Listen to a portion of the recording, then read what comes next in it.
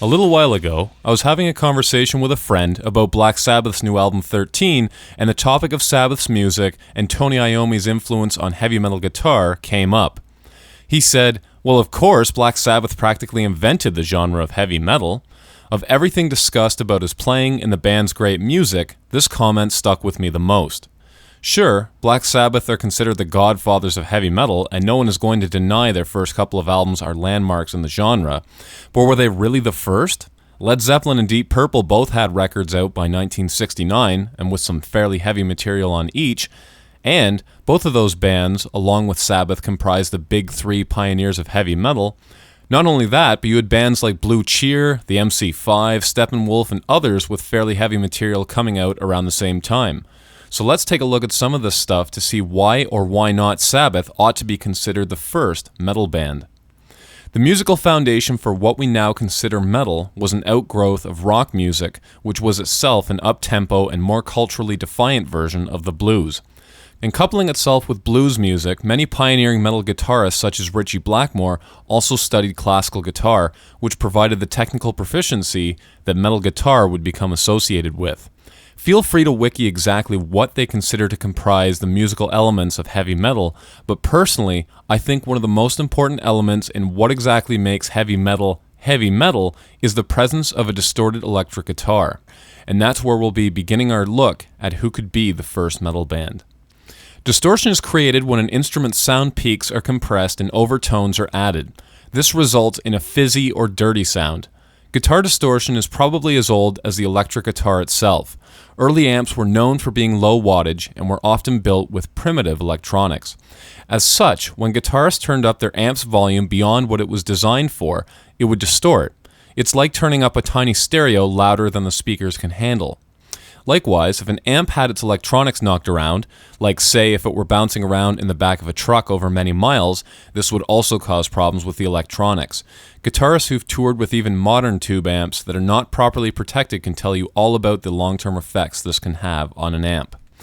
There's much debate over who recorded the first song featuring guitar distortion. The most persistent of folk tales is that Ike Turner's blues-based Rocket 88 contains the earliest use of it. As the story goes, the band was driving from Mississippi to Memphis when their amp fell off the roof of their car, although some sources say it was damaged by rain in the trunk of their car. In any case, an attempt was made to fix the amp by holding the speaker cone in place with balled-up newspapers, creating a distorted, muffled sound. Before Ike Turner, though, there was Gory Carter's Rock-A-While, which featured a fuzzy guitar solo.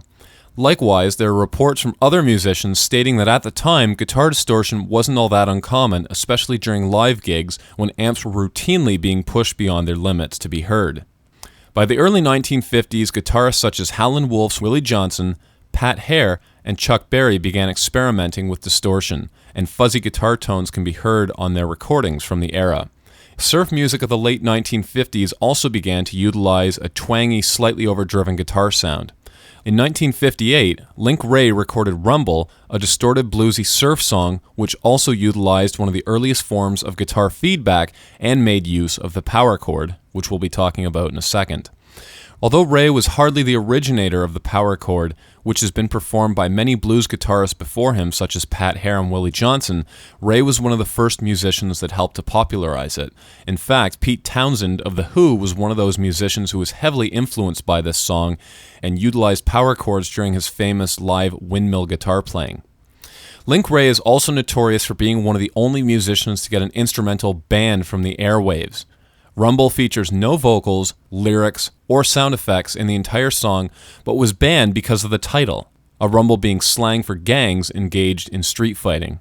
Think S.E. Hinton's Rumblefish, or the rumble between the Socias and the Greasers in The Outsiders. By the early 1960s, blues rock bands were becoming very popular, particularly in England. The Stones, the Yardbirds, Fleetwood Mac, Cream, and others began to speed up the tempo of the blues and early rock bands from a decade earlier. Around this time, a number of blues guitarists began adding a bit of grit to their playing, particularly by playing power chords. Power chords utilize 2 or 3 strings, typically on the lower 3 or 4 strings of the guitar, producing a thicker sound. Because they're easy to play and fret, this would enable heavy metal's tempos to speed up drastically as compared to other genres. The Kinks' pioneering distorted rock song from 1964, You Really Got Me, featured power chords prominently, as well as early Led Zeppelin and especially early Black Sabbath. Loudness is another defining feature of heavy metal, particularly how it affects distorted guitar, as discussed in Episode 5. As the 1960s trudged on, guitarists began turning their amps up louder, pushing them to their limits. Likewise, drummers began hitting harder just to be heard, and singers began modifying their technique, often utilizing operatic techniques of amplification. As far as genres go, by 1967 with The Summer of Love, psychedelic rock was born. This type of music attempted to replicate, or perhaps enhance, the experience of taking psychedelic drugs. Psychedelic rock was characterized with the use of keyboards and often had complex musical arrangements and distorted guitars. There are numerous examples of songs from the late 1960s which, quite frankly, stand up alongside any Black Sabbath, Zeppelin, or Deep Purple's earliest recordings. In-A-Gadda-Da-Vida, Born to Be Wild, Pink Floyd's Nile Song, Andromeda's Return to Reality, which, by the way, if you've ever wondered where Diamond Head probably got the intro to Am I Evil, check out Return to Reality.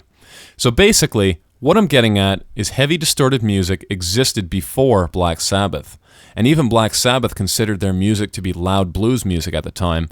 Hell, when Black Sabbath performed under the moniker Earth, they were a blues band. But what about the heavy metal ethos? Who was the first band to really adopt it? It very well could be Black Sabbath. One of the factors that made Sabbath so alluring was their imagery and lyrical content, filled with wizards, goblins, and the iconography of horror movies. Led Zeppelin and Deep Purple were surely influential in their own right, proficient musicians who played in some of the loudest rock bands on Earth at the time, but some of what was missing from their total package was the element that Black Sabbath brought that quite literally scared the shit out of parents. Like the coming of jazz and Elvis before them, Black Sabbath pushed cultural taboos into the bedrooms of many a teenager in the early 1970s. Author David Kono describes the scene in the late 60s in his book Bang Your Head. The members of Black Sabbath may have looked like hippies with their long, wavy hair parted down the middle and their huge bell-bottoms, but there was nothing peaceful or flowery about their music. In the 1960s, the smell of incense filled the air, and everybody was singing about peace and love. And John, Ozzy Osbourne, wanted to puke. The hippie ethos never spoke to this band of relatively poor working-class Englishmen. That dark, dreary attitude was imprinted onto their first couple of albums, which form the basis of what is known today as doom metal. One of the first songs written by the band was the song they would later name themselves after, Black Sabbath.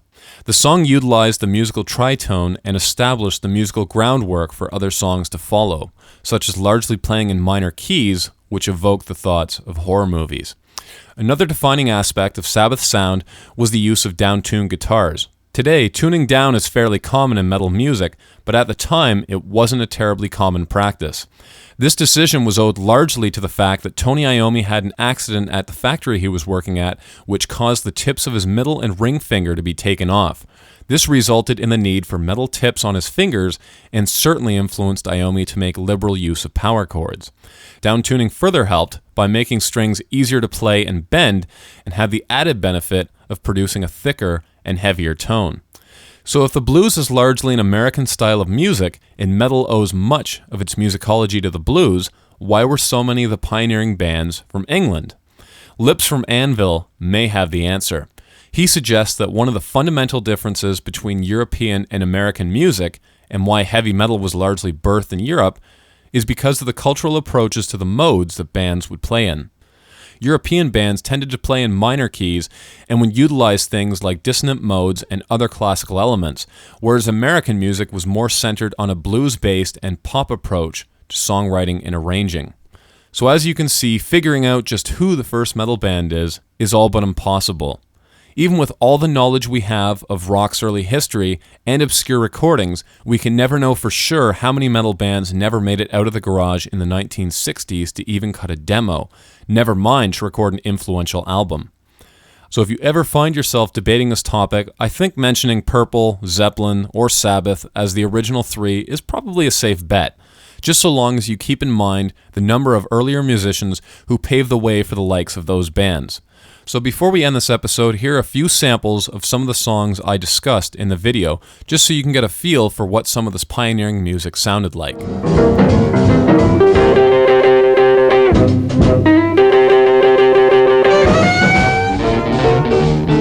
You women have heard of jalopies, you've heard the noise they make, but let me introduce my new Rocket 88. If you just only understand.